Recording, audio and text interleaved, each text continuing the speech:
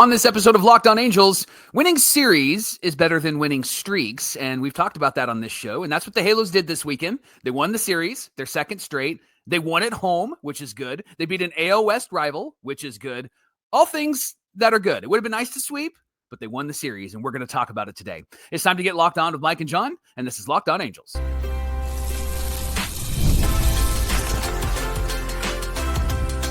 You are Locked On Angels, your daily Los Angeles Angels podcast. Part of the Locked On Podcast Network, your team every day. Thanks for making Locked On Angels your first listen of the day. You can find us anywhere you get your podcasts, including Apple Podcasts, Spotify, and SiriusXM by searching Locked On Angels. And if you'd like to give back to the Super Halo Bros for all the Super Halo content, here's some things that you can do. Leave us a rate and a review on Apple Podcasts. If you're watching on YouTube, hit that thumbs up button. And if you're not subscribed already, please subscribe and become a Locked On Everydayer.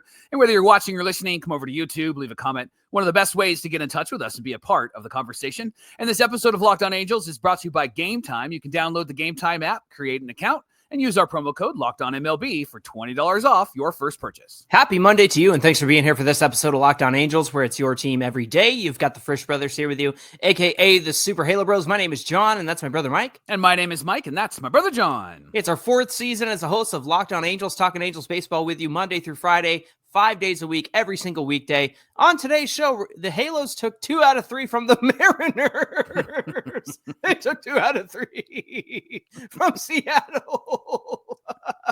You can get away with that laugh now because last time they beat us, so we beat them. That's great. Exactly. We'll recap this weekend series. They did take 2 out of 3, hoping for that sweep. And man, isn't that just the worst way to not get a sweep? I should say win a series is to get the first 2, but not the last one. That's frustrating, but it's okay.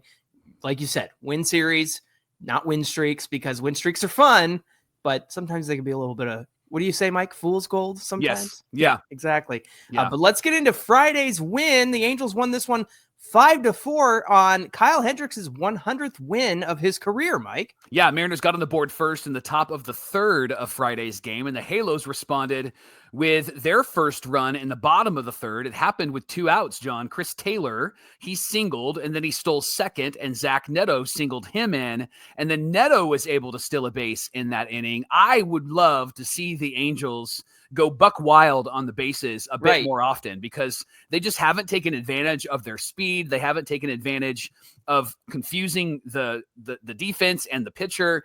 This is something that we heard often last year from Bo Porter. Man, we're gonna make it really crazy and we're gonna make it really chaotic on the bases. We're gonna confuse the pitcher. We just haven't seen much of that this year, and I get a lot of that has to do with actually getting on base, and they've been in slumps. But John, even if they reach base on like a fielder's choice, it's time to steal a bag, and when you do, it causes so much chaos, and I think it helps with the streaks because speed never slumps. And this team is very streaky, but if they got on and stole some bags, I would love to see them put more pressure on the defense than they have in the previous games. And it puts pressure on the pitching and the starting pitcher up there, or the reliever, whoever it might be. You have the opportunity to steal a bag, and they're splitting their attention between the runner over at first and the hitter at the plate. And just that much of a distraction can make or break a game. But you're right, Mike. They do it in bunches, and then they get away from it. Wasn't that like a huge part of what Ron Washington was preaching last year, was stealing bases? And I think they're so afraid when they get on base that they're going to blow it somehow. And they're like, well, this is our one opportunity to do something. I'm finally on base, especially when the offense goes cold. Yeah. I think the whole team gets stage fright when they get on base, and they don't want to be the one to screw it up. Well, especially when they strike out a lot. I get why you might be a bit hesitant, because if you strike them out, throw them out, you're running yourself out of an inning. That's why it's so important to make contact. And John, the Angels made contact in these first 2 games. They had productive outs. They scored some runs. They had some hits. Even guys that aren't starters who came in to sub in did really, really well. And that's the thing that helps this team to be more successful and effective when they're out on the field, is productive outs and making contact. And if they could add the stolen base element to their game, I think they'd be more of a threat than they are right now. Yeah, this was really a nice back and forth competitive game. After 2 singles and a walk with nobody out, Rowdy Tellez hit a sac fly in the top of the 4th.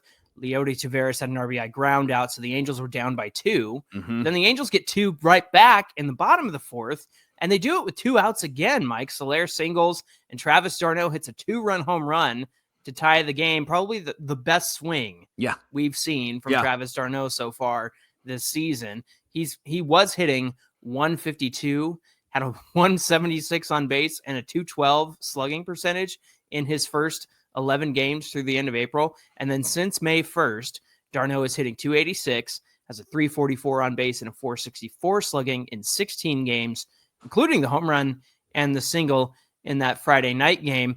And you know what's funny is I was looking back at the episode I did about how I think this team can sneak into the playoffs and how they got rid of somebody like Matt Thaiss and brought in Travis d'Arnaud. And this is what d'Arnaud does. Yeah. Is he's got a bad start in him, and then he'll pick it up, and then he might cool off a little bit, but he's got good streaks as a hitter. So at the end of the season, he might be a 240 hitter, right? But he'll have these streaks of, hitting 280 and above. And so that's certainly a better backup choice than what we've had in Matt Thaiss.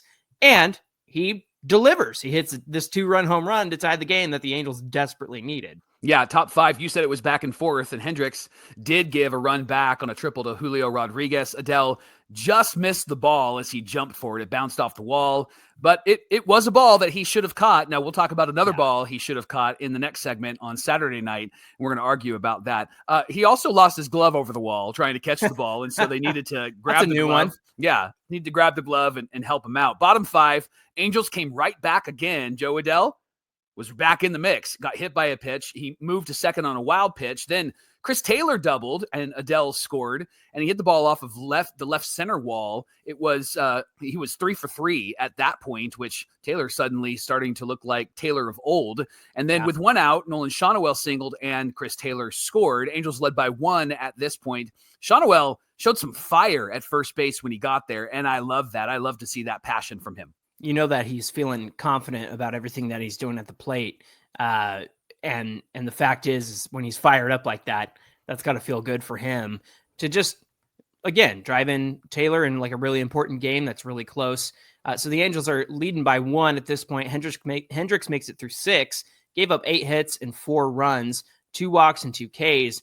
He allowed the leadoff hitter to reach in 4 of his 6 innings. The Mariners scored 3 of those 4 innings when the leadoff hitter got on. Yeah. This is an example of what Kyle Hendricks has done for the Halos this year. It's just enough to keep the Halos in the game, and the Halos were able to back him up with some offense. Mikey's had 7 out of 11 starts with 3 runs or less. I looked that up recently because I was comparing, again, to everybody they gave starts to last year, and there were 90 starts and something like 552 innings to guys that you went, yeah. Well, how are they going to perform for us? Yeah. And with Kyle Hendricks, you can bet that he's going to keep it close. It might not be pretty. He might not always go long, but the fact is that the Angels are still rolling with the same 5 starters.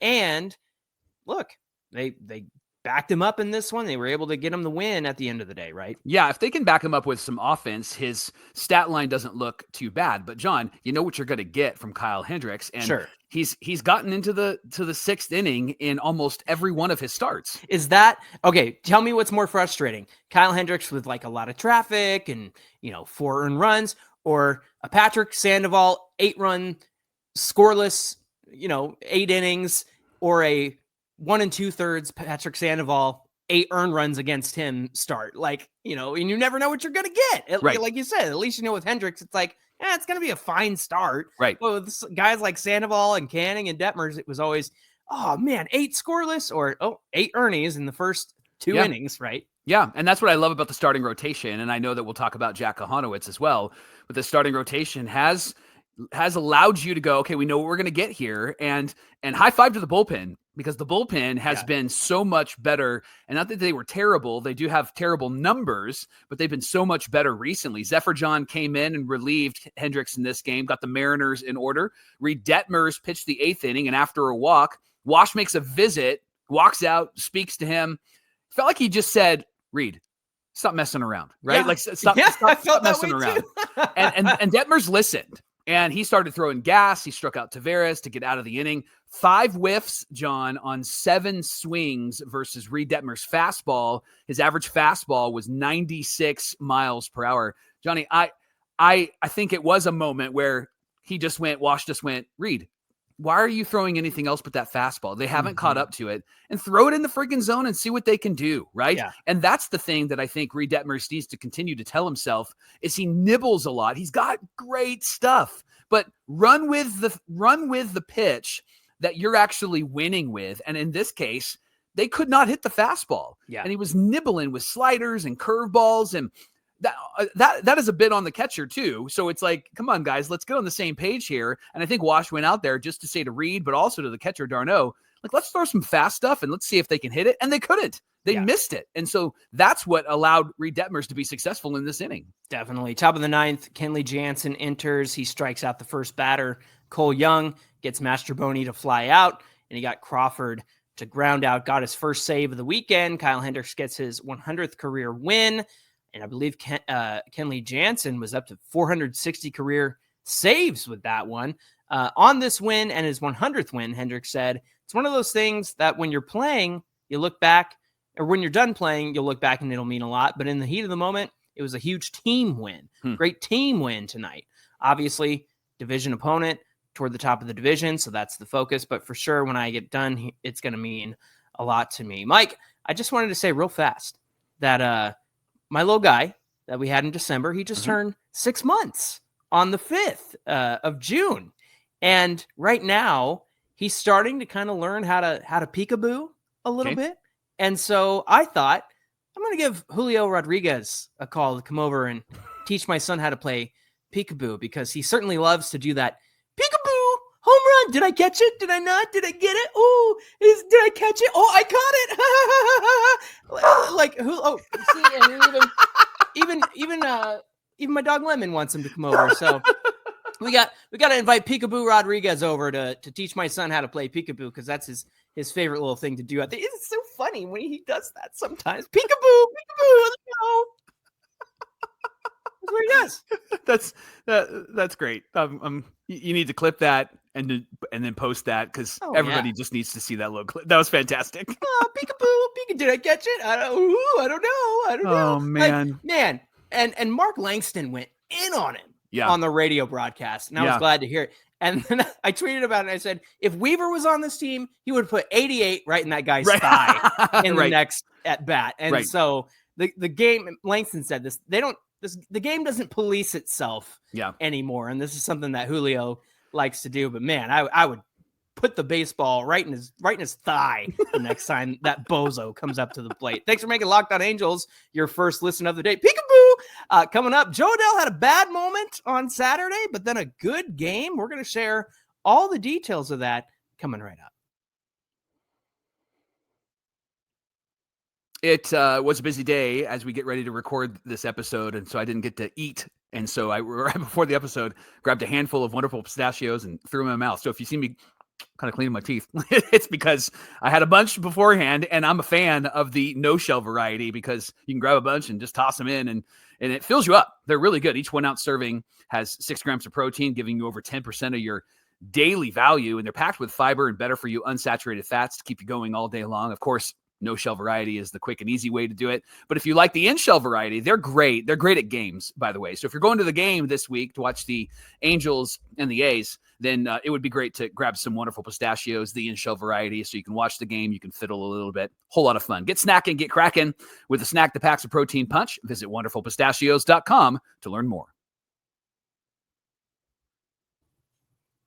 This is the Locked On Podcast Network, where it's your team every day. Thanks for making Locked On Angels your first listen every day. And to all the Mariners fans lurking on our page today, I say, peekaboo, I see you. I see you in the comments. I see you out there. Yeah, do something once, ever, Julio Rodriguez. Do something. It's been 20 years between playoff appearances, and now 3 more because you haven't made it since 2022. Do something, you guys. Cal Raleigh got tungsten arm O'Doyle on Saturday night because he hit 2 home runs, and the Angels won 8-6. Mike, is that right? Yep. Yes, they did. And there was a note before this game, John. Chris Taylor out of the lineup was super hot the night before, been super hot the last couple games. He had 3 hits in the previous 2 games. Wash said he considered starting Taylor on Saturday, but opted to go with Kevin Newman because, and get this, he's trying to get him going too. Oh, yeah, of course. And so I texted you and said, Wash overthinks everything. Yeah. You got to ride the hot bat here. You got to make a pivot when he cools off. Now, Taylor would get into this game because Soler was removed with groin issue. And in his first at bat, John, he hits a home run. Yeah,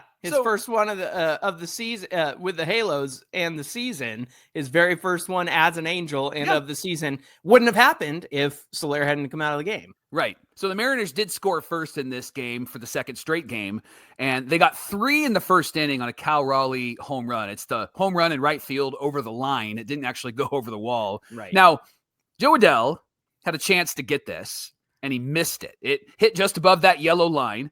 Kochanowicz and the rest of the team were surprised he didn't get this. Yeah. And when he jumped, he just mistimed his jump and where he was going to put the glove. It was very like MLB The Show or classic like Nintendo games where you accidentally press the wrong button and you don't get the ball when you should get the ball. That's what it felt like. Now, after dive the game, instead of jump on the show. Yeah. Yes. Now, after the game, Jo Adell said he was frustrated with himself, but he also said, hey, you gotta flush it and you got to move on, because he had an at-bat coming up. Now, you tweeted from @SuperHaloBros something, didn't you? I did, but before we get there, our friend Matt texted me and said, when that happened, I was helping a friend move a couch up to his apartment at the time. He said, dude, Jo Adell sucks.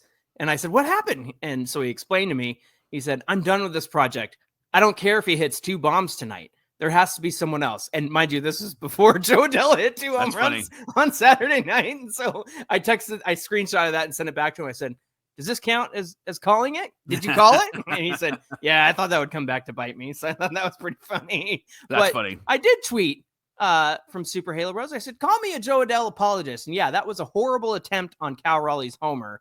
But maybe don't move the guy out of right field who had 1 out above average last year and 6 defensive runs saved in right field in favor of the guy who can't stay on the field and is DHing anyway. And then, Mike, you tweeted back at me, didn't you? I said, from my account, you're a Jo Adell apologist. I am. You know what? Call me a Jo Adell apologist. Yeah. I don't care. I think that it totally shows a lack of foresight that, one, you had Mickey Moniak, Jo Adell, and Kyron Paris as your center field options. Mike Trout is going to right field so that he can play and stay on the field and do all that stuff. But here we are, Mike, a little over 2 months into the season.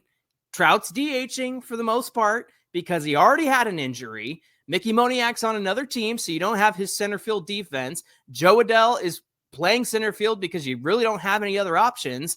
Kyron Paris has to get every day at bats because he needs them. He was not cutting it at the major league level, and he couldn't play every 3 or 4 days, right? And then you go and get Chris Taylor, and you want to know how many times he's played center field so far, Mike? One time in his very first game with the Angels, and he had a Jo Adell-like play off the wall in center field in his very first appearance in center field. So I'm not trying to disparage Trout. I'm not trying to disparage Jo Adell, but last year was the year that everybody piled on Jo Adell the last 4 years, everybody piled on Jo Adell for his defense. So the guy finally does something right.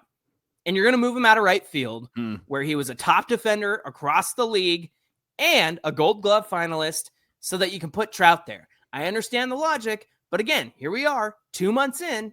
Trout should have just been a full-time DH. You should have kept one of your other center fielders. You should have kept Jo Adell in right. The Angels have no foresight, and they are wishing and hoping and praying that, maybe this is the year that Trout stays healthy and he could play the field and he could do just that experiment should be over. If anybody's tired of the Jo Adell experiment, I'm tired of the experiment of maybe this is the year that Trout, if we move him around, if he bounces between DH and the outfield, no, full-time DH from here on out. I don't care. Yeah. And they're lucky to have somebody like Jo Adell that can move around. Unfortunately, Joe doesn't help himself because these mistakes happen a lot. But then he does what he did on Saturday by hitting multiple home runs. The Mariners, they added a 4th home run in the top of the 2nd inning, but the Angels got 2 runs back. Chris Taylor hits a home run, and then Jo Adell hits the first of 2 home runs in the game. That home run came after a Louis Rengifo 10-pitch at bat.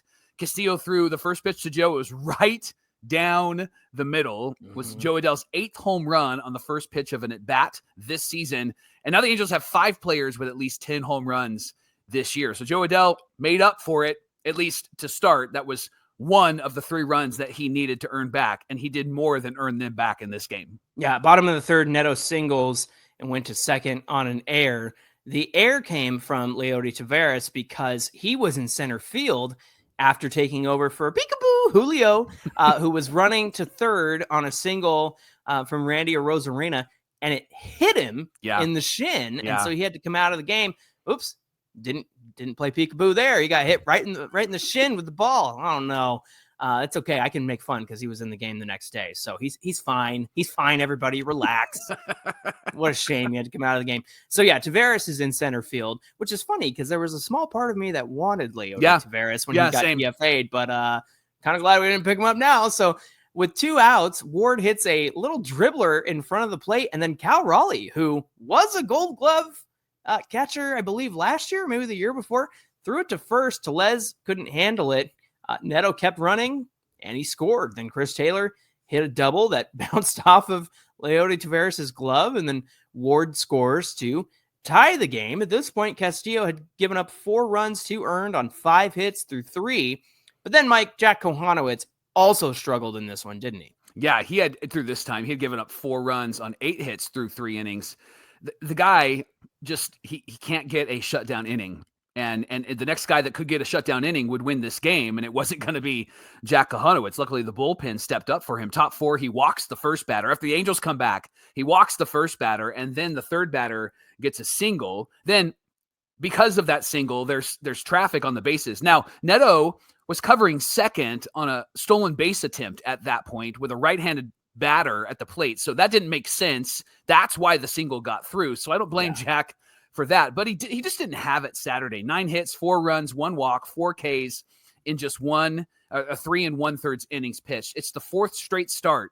He's given up 4 runs, and John, lots of hard contact. I mean, the exit velos from Saturday are ridiculous. In that 4th inning, that single was 104.5 off the bat, and that was low for what the Mariners were doing against him. Other exit velos, Julio Rodriguez had a 110-mile-an-hour single. Crawford had a 104-mile-an-hour single. Even Riley Tellez had a 110-mile-an-hour ground out. Yeah. So they were hitting Jack Kochanowicz a whole lot. Connor Brogdon had to enter the game to get out of the inning, and he did without any more damage. But John, Kochanowicz in his last 2 games, he's really, really struggled, and he's had a lot of base runners.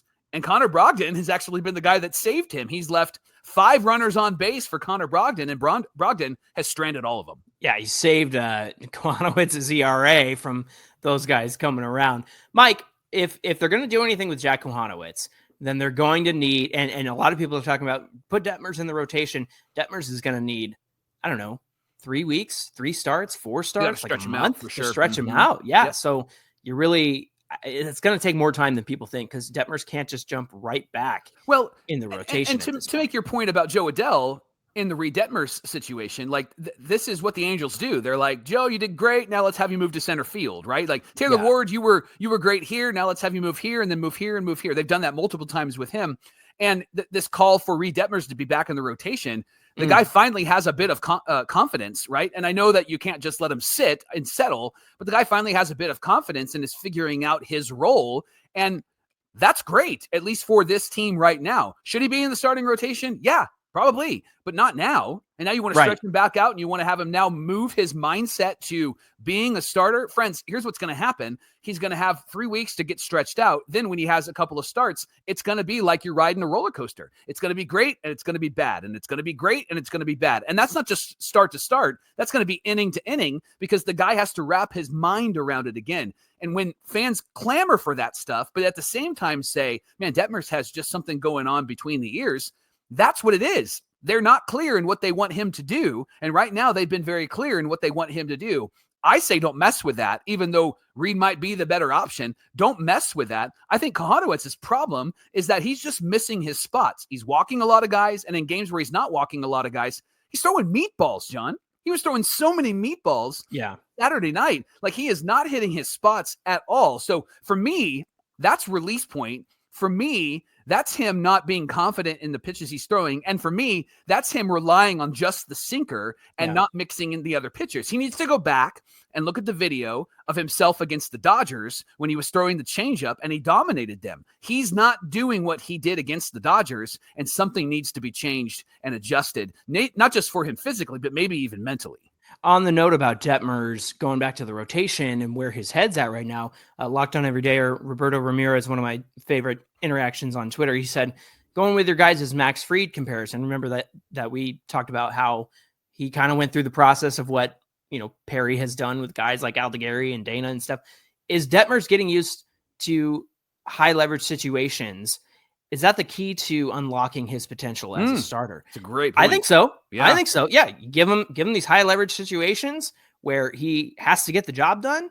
And I think that helps him attack more as a pitcher. It gives him more confidence. He doesn't nibble. He doesn't go from 0-2 to 3-2, right? In starting situations, it's going to take some time to get there. Yeah. But I do think that these situations are beneficial to him. So Mike, let's jump to the bottom of the 7th here. Angels score again. It was the 6th straight inning the Halos have scored a run, something they haven't done, I believe Jeff Fletcher said, since 2011. Yeah, April 19th, 2011 is good grief. When it happened last. So Chris Taylor got a hit by pitch, and then Rengifo singled. Jo Adell followed with a RBI single. It was a 3-run lead at this point. Of course, Jo Adell earlier in the game as well hit another solo home run. So he erases the 3-run deficit he put the Angels in off Cal Raleigh's home run, right?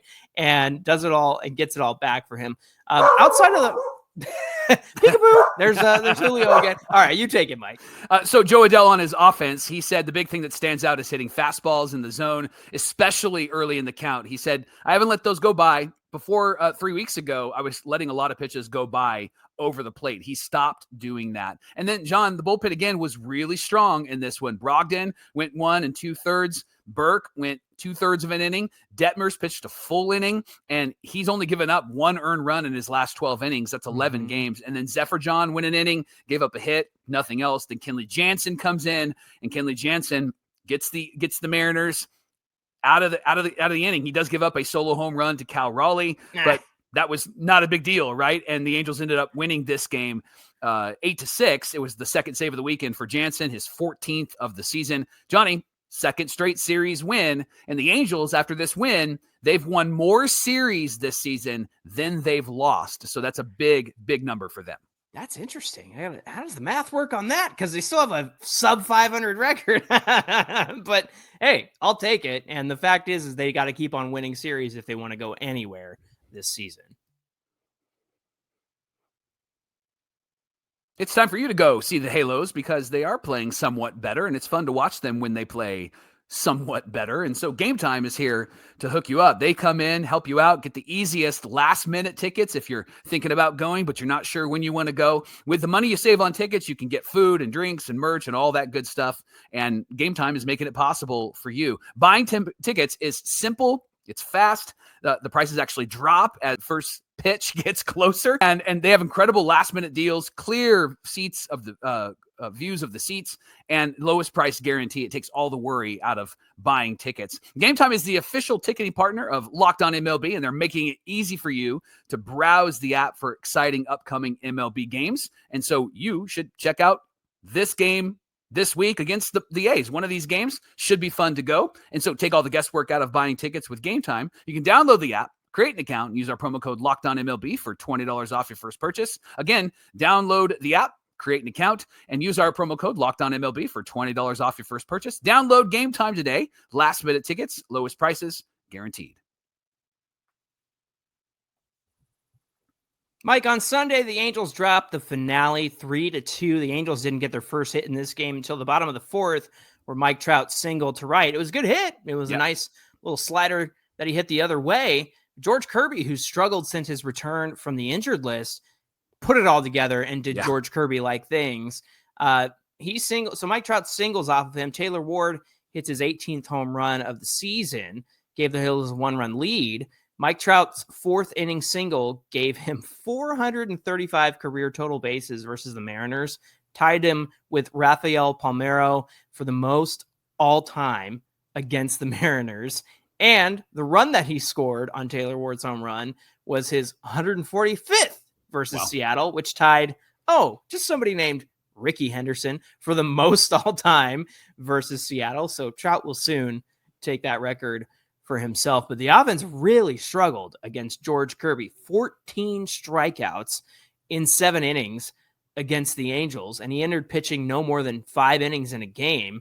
The first 2 times he blew up. The second time he got to 5 innings, he was about 95 pitches. He took a comebacker off the face in his last outing and left the outing kind of bleeding from the mouth, but he was okay. But he would have been out of the game anyway because he was at like 96, 95 pitches. But in this one, he had 14 Ks across 7 innings, which ties a career high that he already set for himself, didn't it? Yeah, and on the other side, Tyler Anderson was playing with fire in this game. The Mariners had no hits with runners in scoring position through the first 4 innings. John, they were 0 for 10, which means that they had a lot of traffic on base, and it shows how much trouble Anderson was in. Fortunately, the Mariners only scored 1 run through the first 4 innings. Anderson had 5 Ks with men in scoring position, but then the Mariners broke through in the 5th, finally got a hit with runners in scoring position. They scored 2, which actually gave them the lead back, and it knocked out Tyler Anderson. Just 4 2/3, 8 hits, 3 runs, 6 Ks, whole lot of pitches, 94 total. And no Red Sox first base coach to steal his and watch his tipping pitches. So what the heck happened here? Why couldn't he go more than 5 in this one? That was quite the odd outing for Tyler Anderson. And going back to George Kirby, it's funny because, we talk about, good grief, the Angels strike out so much. And for him to have 14 Ks against the Angels, Mike, a lot of them were looking. Yeah. A lot of them were on the edges. Right. A lot of them were ones that the Angels didn't swing at. And they kept saying it on the broadcast, man, Kirby's really filling up the strike zone and the Angels are just letting them go by. And that's the thing, is like, why do we go from this aggressive team who strikes out on everything, on pitches they shouldn't be swinging at, to watching George Kirby just slice and dice you up on pitches in the strike zone? Oh, I didn't know that was going to be a strike. Well, and there were a couple of bad calls, but overall, John, it wasn't just the bad calls. It was the Angels just watching pitches. 18 strikeouts in this game. Yeah. Of the 27 outs. So 18 of the outs were strikeouts. You got to make contact, and it's why they lost this game. I mean, luckily they lost 3-2 and not in a bigger margin, but they were in this game. 9th inning, they had an opportunity to come back. Yeah. But then the problem was they struck out twice in the 9th inning with a leadoff walk at first base. Somebody like Matthew Lugo, who should have tried to steal, and they didn't. We talk about stolen bases, right? But this is the problem when the Angels get back into their dumb routine. They end up looking, they end up swinging. And the fact that they had 18 outs that were strikeouts of the 27 total, that means 9 of the outs were because they made contact or popped up or grounded. That's ridiculous, so right? 6 innings worth of strikeouts and 3 innings worth of non-strikeout outs. Unreal. Unreal. Hey, thanks for making Locked On Angels your first listen of the day. Now for your second listen, check out Locked On MLB Game Night. You can find Game Night on YouTube or wherever you get your podcasts. Hey, be sure you give us a follow on Twitter at Locked On Angels and at Super Halo Bros on Twitter and Instagram. Whether you're watching or listening, come on over to YouTube, find today's show, get in the comments section. We'd love to hear from you. And like I said, Mariners fans, come on over, but peekaboo, I see you. Julio went 0 for 5, by the way, on Sunday. So again, I say, actually do something. Do something, and then I'll be impressed. All right, Mike, what do we have on deck for Tuesday's show? Let's give an update on Logan O'Hoppy's defense. He changed some things, and one of the reasons why he changed some things was because of what happened in Boston, because it wasn't just the first base coach watching Tyler Anderson. Logan O'Hoppy was doing something that was giving away what pitch was coming and the location of the pitch. So they renegotiated it, and Logan O'Hoppy said, here's why, and we're going to share why and what they did tomorrow on Locked On Angels. You said Boston, and you said give it away. Now I'm torn between, do I sing the song Boston, or do I sing Red Hot Chili Peppers, Give It Away? I don't know what to do anymore, so I'm just going to end the show. Thanks for being here, everybody. Until Tuesday's show, my name is John, and that's my brother Mike. And my name is Mike, and that's my brother John. We appreciate you being here, making us your first listen of the day, and we'll see you back here on Tuesday. Give it away, give it away, Think give I'll it go away to now. Boston. Give it away, give it away, give it away now. Give it away.